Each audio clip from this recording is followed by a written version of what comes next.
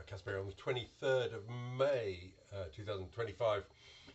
Got a red wine here, and what is it? Well, it's 2013 Gigondas Domaine Bouïssière, which is a wine we sold many years ago. Kept a case for myself. I've had a few, but I haven't had one for probably 8 or 9 months, I would think. So I want to see how it's getting on. Still remarkably red, I've got to say, for a wine that's 11 and a half years old. Bit of a sign of age, but not a lot really.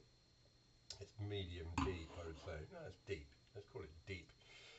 This has a little bit of Mourvèdre, 5%. It's got 30% Syrah, the rest being Grenache, so 65% Grenache.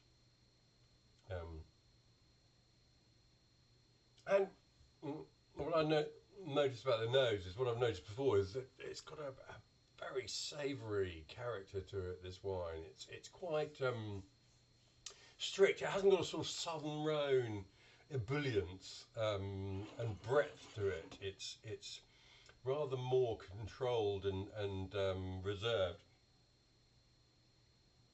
Let's have a go at describing it. Dark and savoury. It's got a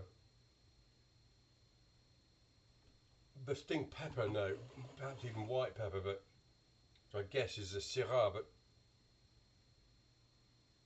there is also a little bit of sort of exotic spice from the Grenache coming through.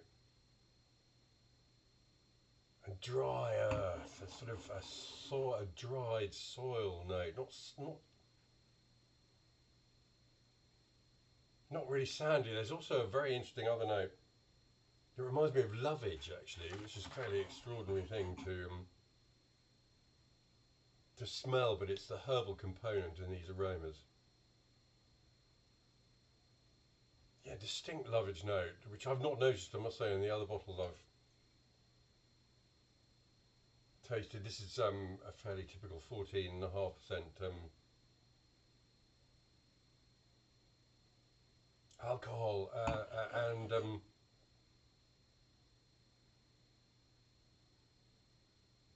yeah, it's very dark. It's hint of prune to it, but not overly much. Not a sort of molasses-like pruniness. Gosh, lots going on there. Let's taste it.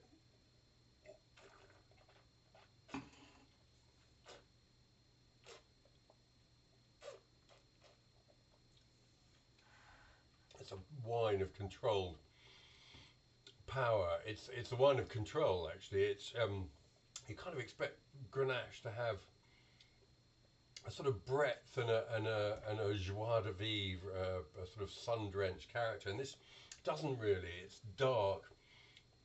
It has a great deal of mineral structure within it, which really emerges, particularly at the back, and this fine, earthy, slightly granular tilth.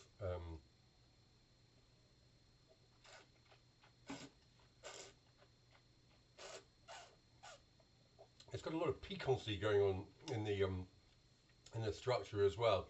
The acidity in there is fresh and really welded to the rest of the structure, and that is some sort of paste-like tannins that in turn are very much at one with the fruit, but the whole thing comes across as quite upright, as I say, controlled, quite savoury, and very much more up and down rather than side to side, if that makes any sense. I noticed the alcohol a bit when I first opened it. I opened it, it was open for half an hour, and then I decanted it, and that would have been about an hour and a half ago. And I think this is a wine that needs air. It's first few bottles I had out of my case were really overly strict. They almost were a bit on the closed side, really, weren't giving a lot away. There's a little note of sandalwood that's just crept in.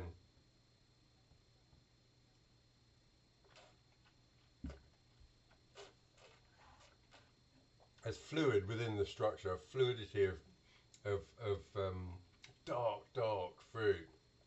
But as I say, the whole thing's savoury. The finish is full but savoury on that structure, on those fine tannins and that earthy minerality. It's a nice thing. Of course, it wants a bit of food with it, and we are going to have some food with it. So that's all well and good.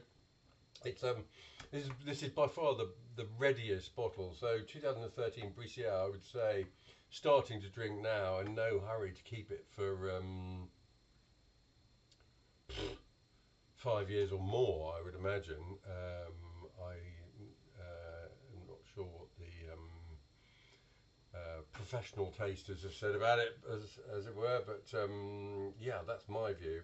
I see it has the word unfiltered on the bottle. It's an authentic wine. It's got a credibility to it. It's appetizing. It needs food. It needs be fantastic with a bit of fennel salami and probably a bit of lamb, I'd imagine. But